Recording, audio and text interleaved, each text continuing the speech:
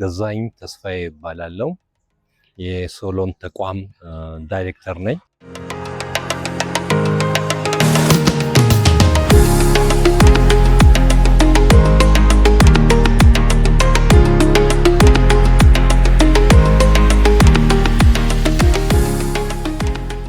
Thank you. My name is Shmelis Ashagri Asfaw. I'm a vice president of the board of Solon. Solon ከተመሰረተ በኢፌዴሪ ሲቪል ማህበረሰቦች ድርጅት ባለስልጣን የምዝገባ ሰርተፊኬት አግኝቶ መስራት ከጀመረ 5ኛ ዓመቱን ይዟል። መስከረም 2014 ዓመተ ምህረት ነው ስራውን ፍቃድ አግኝቶ የጀመረው። ተቋማችን እንግዲህ በየዓመቱ 20 አይነት ስውራን ህፃናትን ከሲዳማ ክልል፣ ከደቡብ ምዕራብ፣ ከኦሮሚያ እንደዚሁም ከአጎራባች የኦሮሚያ ክልል ተማሪዎችን በመቀበል በአዳሪነት ለ2 ዓመት ቅድመ ብሬል ስልጠና በፕሪስኩል ደረጃ ትምህርት እየሰጠ ያለ ተቋም ነው። So it's a pleasure to speak about the Solon, and for all viewers, Solon is a pioneer organization, particularly operating in Hawassa city, and Hawassa is the capital city of the Sidama regional state in Ethiopia, and this organization is operational from 2021 onwards, but its history dates back to some 15 or 16 years ago. The particular tasks the organization is undertaking currently is particularly teaching blind children of ages 6 to 12 in a boarding setting. And in fact, the organization was established with the principal support, if you like, of IC. And IC is an international organization, and its head office is in the Netherlands, and they sponsor all of the activities of the school pertaining to education and other admin functions. እንግዲህ እነዚህ ህፃናት እድሜያቸው ከ6 እስከ 12 ዓመት የሆኑ ህፃናት በተቋማችን ለ2 ዓመት ያህል በሚቆዩበት ሰዓት ከብሬል አማርኛና እንግሊዘኛ ማንበብና መጻፍ ወይም የነሱ ጽሁፍና ንባብ ጎን ለጎን ሞቢሊቲ እንቅስቃሴ እንዴት አድርገው በአካባቢያቸው መንቀሳቀስ እንደሚችሉ በዋይት ፔን ወይም ነጭ ብትር በመንለው ሌላም ደግሞ ራሳቸውን እንዴት መርዳት እንዳለባቸው በተቋማችን ሌሎችም የትምህርት አይነቶች በፕሪስኩል ደረጃ የሚሰጡ የትምህርት አይነቶችን በማግኘት 2 ዓመት እንደጨረሱ ይመረቃሉ።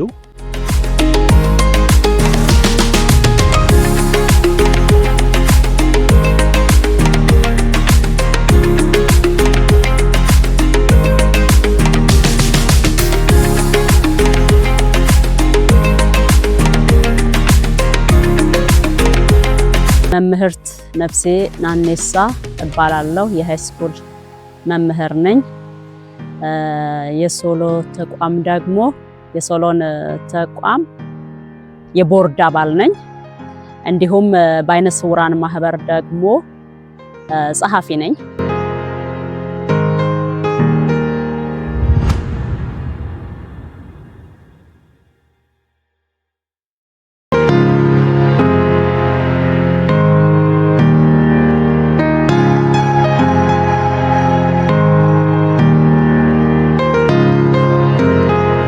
በሚመረቁበት ሰዓት እንደማንኛውም ህፃናት ወላጆች፣ የመንግስት አካላት እንዲሁም ደግሞ የድርጅቱ አጋር ከሆኑት ጋር አብረን እናስመርቃለን። እነዚህ ልጆች 2 ዓመት ትምህርታቸውን ጨርሰው ከተመረቁ በኋላ ቀጥታ ወደ መደበኛ ትምህርት ይገባሉ።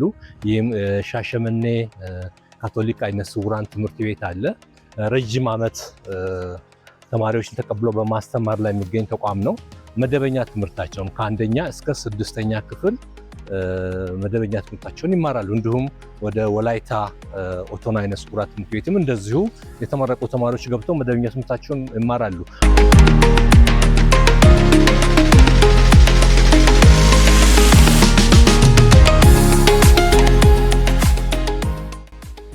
The organization particularly has taken part basically in most organizations, particularly the umbrella organization, the Federation of Ethiopian Associations of Persons with Disabilities, headquartered in Addis Ababa, and another organization called Action Network, which accommodates nearly 20 organizations.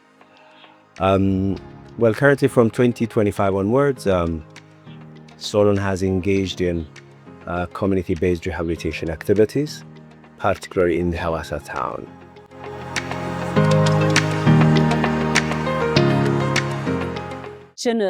የመጀመሪያ ደረጃ ትምህርትን ለማስቀጠል ይዘው ሲመጡ ያው ልጆቹ ህፃናት ናቸው።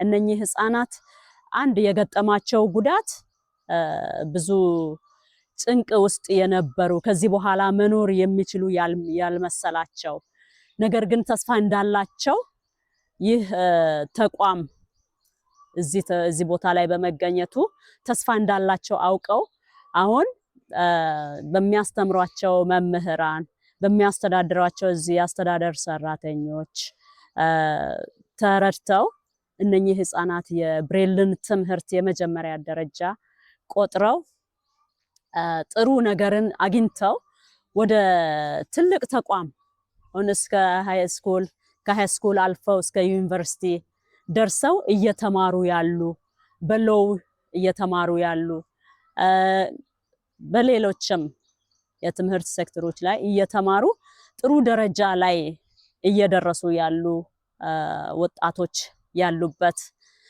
ያፈራ ትምህርት ቤት ነው ማለት ነው። እንግዲህ ያው ቀደም ብዬ እንደገለጽኩት ይህ ተቋም ላለፉት 15 ዓመታት ከ280 በላይ አይነ ስውራን ህፃናትን ተቀብሎ በብሬል ማንበብና መጻፍ በአዳርነት አስተምሮ የቆየ ነው። አሁን ላይ ከዚህ የወጡ ተማሪዎች ከ12 በላይ የሚሆኑ በተለያዩ ዩኒቨርሲቲዎች ትምህርታቸውን እየተከታተሉ ነው ያሉት። እነዚህ ልጆች የመጀመሪያ ባቾች በሚቀጥለው ዓመት ይመረቃሉ ብለን እናስባለን ከየዩኒቨርሲቲዎች። ከዛ በተረፈ ከሻሸመኔ ካቶሊክ አይነ ስውራን ትምህርት ቤት ላይ ከ35 በላይ የሚሆኑ አይነ ስውራን ህፃናት ትምህርታቸውን እየተከታተሉ ይገኛሉ። በወላይታ ኦቶና አይነ ስውራን ትምህርት ቤት ደግሞ ወደ 13 የሚደርሱ እንደዚሁ ከዚህ ተቋም ተመርቀው የወጡ ልጆች መደበኛ ትምህርታቸውን እየተከታተሉ ነው ያሉት። በተለይ ደግሞ በቅርቡ በቀዳማዊ ዝናሽ ወይዘሮ ዝናሽ ታያቸው በቃሊቲ ብርሃን አይነ ስውራን ትምህርት ቤት በተከፈተው ትምህርት ቤት ውስጥም ከ9ኛ እስከ 12ኛ ክፍል ላይ ከ15 ተማሪዎች በላይ እየተማሩ ነው የሚገኙት። እንዲሁም ሌሎችም በዚህ በአካቶ በሐዋሳ ከተማና ዙሪያዋ በሚገኙ ትምህርት ቤቶች በአካቶ ትምህርታቸውን እየተከታተሉ ነው ያሉት። እንግዲህ ያው ይህ ትምህርት ቤት ቀደም ብዬ እንደጠቀስኩት የተጀመረው ውጪ በሚገኙ በጎ አድራጊዎች ወይም ሰብአዊነት ተሰምቷቸው ለነዚህ ልጆች አይነ ስውር ናቸው ያላቸው አማራጭ ደግሞ ትምህርት ነው ብርሃን የሚሆናቸው። ስለዚህ ይህንን ያስጀመሩ እነሱ በመሆናቸው አሁን ላይ እንደሚታወቀው የዓለማችን ሁኔታ በተለያዩ በሀያላን ሀገራት ይሁን በተለያዩ ግጭቶችና ጦርነቶች የተነሳ አብዛኛውን ጊዜ እንደዚህ አይነት ነገሮች ሲከሰቱ የሚጎዱት ቅድሚያ የሚጎዱት አካል ጉዳተኞች ናቸው። አሁን ላይ እነዚህ ህፃናት ትምህርታቸውን እንዳያቋርጡ ቀጣይነት እንዲኖረው በጎ የሆኑ ሰዎች ኢትዮጵያውያን፣ ትውልድ ኢትዮጵያውያን በውጭም በሀገር ውስጥም የሚገኙ ይህንን ተቋም እንዲረዱ ነው የምንፈልገው። ያም ስንል እንግዲህ በ20 ተማሪ መወሰናችን ብቻ በቂ አይደለም።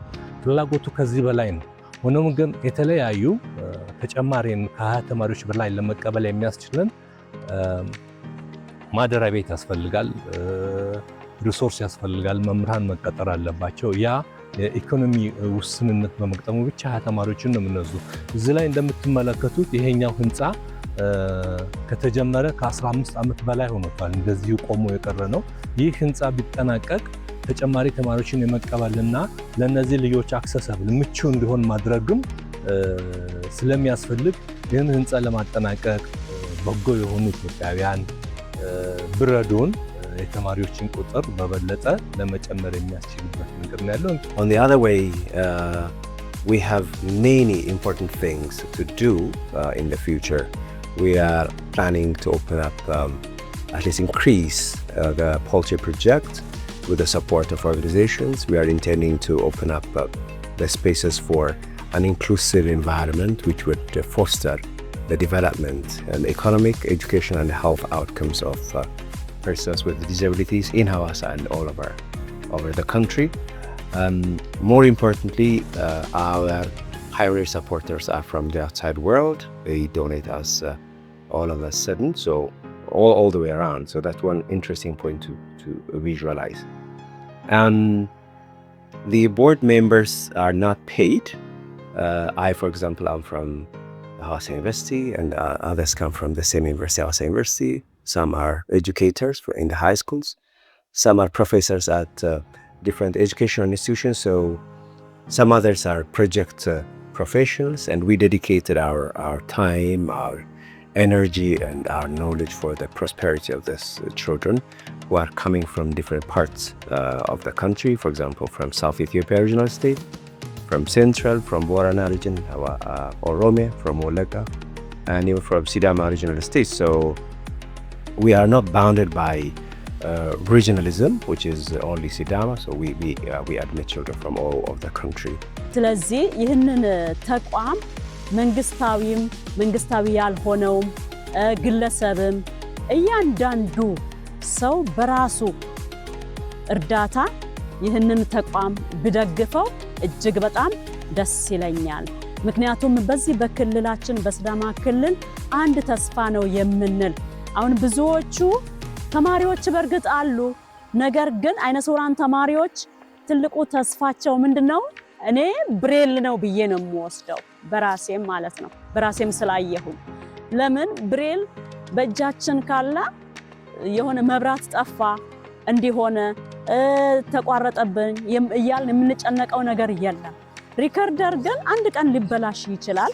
አሁን ብዙዎቹ በሪከርደር እየተማሩ ብሬልን ጭራሽ የማያውቁ ስላሉ ይህንን ነገር እናስፋፋው፣ ይህንን የሶሎንን ተቋም በብሬል እንትን እንደግፈው ለማለት እወዳለሁ። It's one interesting point to visualize. The other point I would like to bring to your attention is that we are our view in fact is, our vision in fact is to aspire for an inclusive Ethiopia wherein all persons with or without disability prosper. Okay, we promote the rights of children, particularly in education, social life, livelihood and other aspects. We intend at least to achieve Ethiopia, realize Ethiopia which realizes, if you like, takes forward the interests of all persons with disabilities.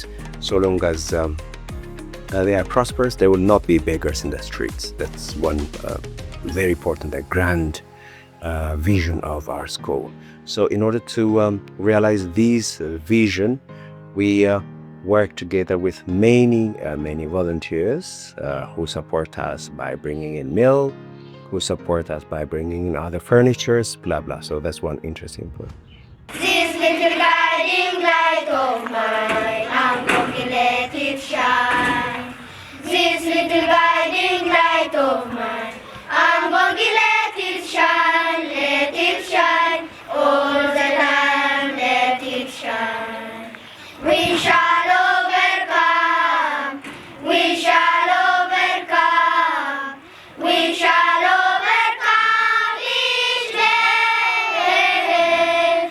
Oh, deep in my head, I do believe we shall overcome. I would like to ask the contribution from various stakeholders. Particularly, we have an unfinished building which stands still for more than 14 years.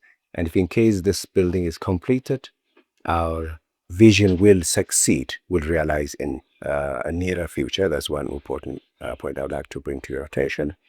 I would like also to ask the support of our members, not only members, also our supporters, to increase their support, and so that we can address the interests of many more, because currently we only enroll 20 children within a year.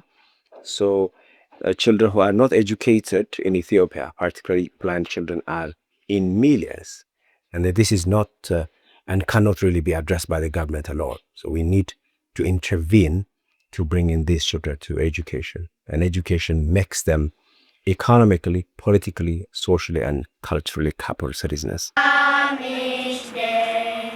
We shall overcome. We shall overcome.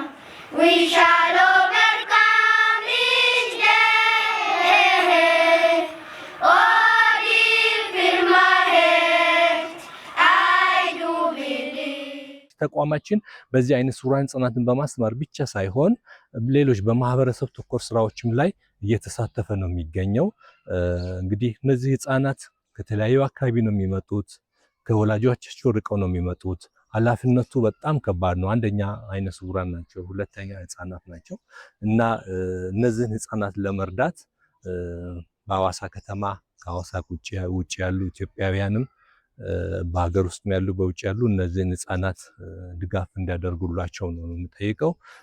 በተረፈ እንግዲህ ተቋማችን ይሄን በቋሚነት እንዲቀጥል አሁንም ኔዘርላንድ የሚገኝ ዋይልድ ጋይዘን የሚባል ለልጆች እነዚህ ልጆች በኒውትሪሽን ወይም በተመጣጠነ ምግብ እጥረት የተጎዱ ህጻናት በመሆናቸው ዶሮዎችን እንድናረባ በማድረግ ከዛ ከዶሮዎቹ የሚገኘውን እንቁላል ለተጨማሪ ምግብነትና ያንን በመሸጥ ደግሞ እንደገና ተጨማሪ ምግብ ገዝተን ልጆችን የምንመግብበትን ድጋፍ አድርገውልናል።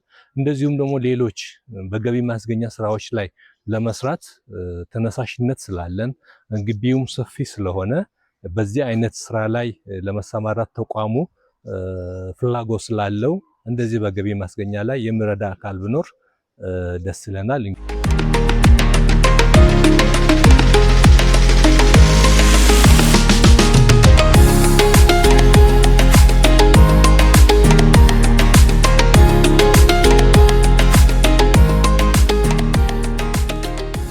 ስሜ ብርቄ ጋትሶ እባላለሁ። የሶሎን የሁለተኛ ዓመት መምህርት ነኝ። እኔ ሁለተኛ ዓመትን አማርኛ ብሬል እና እንግሊዘኛ ማንበብ መጻፍ ነው። አራቱ የብሬል ክህሎቶችን ነው ማስተምራቸው። በደንብ እነዚህን ችለው አካቶ ትምህርት ላይ ገብቶ ሲማሩ እንዳይቸገሩ የሚማሩት አማርኛ ንባብ፣ እንግሊዘኛ ንባብ፣ አማርኛ ጽፈትና እንግሊዘኛ ጽፈት በደንብ እንዲማሩ፣ መደበኛ ትምህርት ሂሳብ፣ ሞቢሊቲ፣ ስፖርት፣ ሳይንስ፣ ግብረገብ እነዚህን ያው መደበኛ ላይ ትምህርት ቤት ሄደው እንዳይቸገሩ፣ ስነ ምግባርን አውቀው ታንጸው እንዲያድጉ፣ ሳይንስንም ትምህርቱም ጤንነት እንዴት እንደሆነ ራስን መጠበቅ እንዴት እንደሆነ እንዲያውቁ ከዚሁ አስተምሬ ነው ያው ሁለተኛ ዓመቶችን ተመርቀው የሚወጡትና እስከዛ ድረስ ብቁ ሆነው በደንብ አንብበው ደስ እያለኝ ነው የሚሄዱት። እስከ ዩኒቨርሲቲ ደርሰዋል። አሁን መማር ማስተማር ከጀመርኩ ጀምሮ ዩኒቨርሲቲ 3ኛ ዓመት ደርሰዋል። ቀጣይ ዓመት የሚመረቁ አሉ እና ደስ የሚለኝ ስራ ነው። እነሱ ትልቅ ቦታ ደርሶ ሳይ በጣም ደስተኛ ሆኜ ነው ይህንን ስራ በፍቅር ምሰራው። እኔ መምህር ልዑል ገብረመድህን እባላለሁ። የመጀመሪያ ዓመት መምህር ነኝ። የመጀመሪያ ዓመት የብሬል መምህር ነኝ። ያው ልጆች እንደ አንደኛ ዓመት እና የመጀመሪያ ዓመት ልጆችን እንደማስተማሪ ያው ከብዙ ክልሎች የመጡ ልጆችን ነው የምናስተምረው። 12 ልጆች ናቸው ያሉት ክላስ ውስጥ። ያው ወደ 10 አይነት ትምህርቶችን ይማራሉ። ከዛ ውስጥ ዋና ዋናዎቹ የብሬል መጻፍ እና ብሬል ማንበብ፣ ሁለቱ አማርኛና እንግሊዝኛ ብሬል ማንበብ እንዲሁም አማርኛ ብሬል መጻፍና ማንበብ ዋና ዋና ኮርሶቹ ናቸው። ያው እንደ መጀመሪያ ዓመት ደግሞ ያው ልጆቹ እንዲያውቁ በደንብ አውቀው ወደ ሁለተኛ ዓመት እንዲያልፉ በደንብ ጥረት እያደረግን ነው የምንገኘው፣ እያስተማርናቸው ነው የምንገኘው። የብሬል ትምህርት ወሰብሰብ ያለ ትምህርት ነውና ጊዜ የሚፈልግ ትምህርት ነው። በተቻለ አቅም ጊዜ ሰተን በደንብ ተምረው በደንብ አውቀው እንዲሄዱ ወደ ቀጣዩ እንዲያልፉ ጥረት ያደረገን ነው የምንገኘው።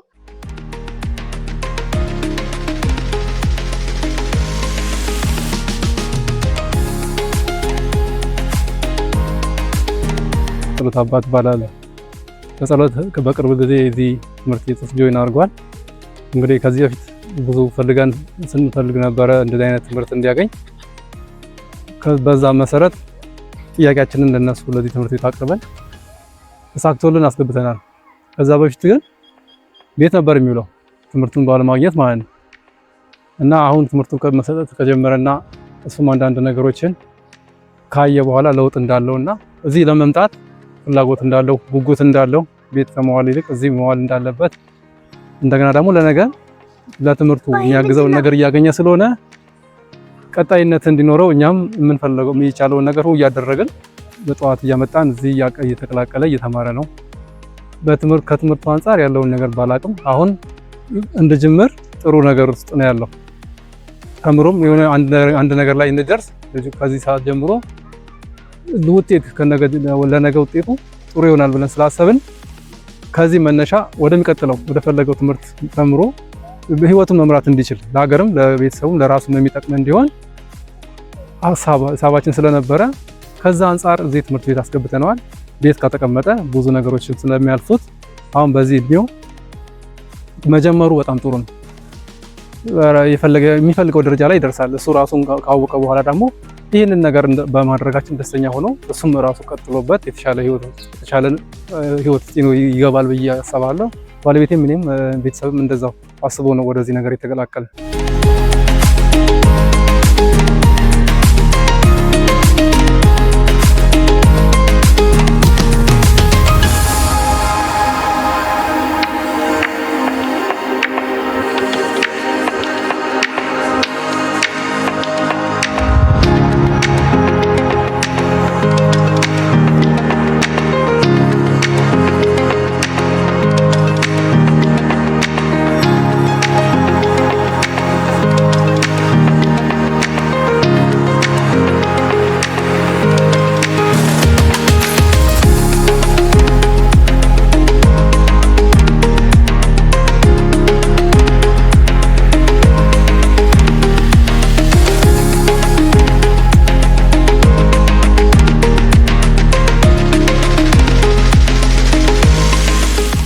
መጨረሻም በአገር ውስጥም በውጭም ያላችሁ ኢትዮጵያውያን ትውልደ ኢትዮጵያውያን ከዚህ በታች ያስቀመጥነውን ዌብሳይታችንን እንድትጎበኙ ቲክታክ አካውንታችንን ፎሎ እንድታደርጉ ዩቲዩብ ሰብስክራይብ በማድረግና ቴሌግራምን ጆይን በማድረግ አጋርነታችሁን እንድትገልጹ ካድራችን እናሳስባለን። እንግዲህ ጋን በጠጠር ይደገፋል ነው የሚባለው። ስልክ ቁጥራችን 0926 44 1697 ነው።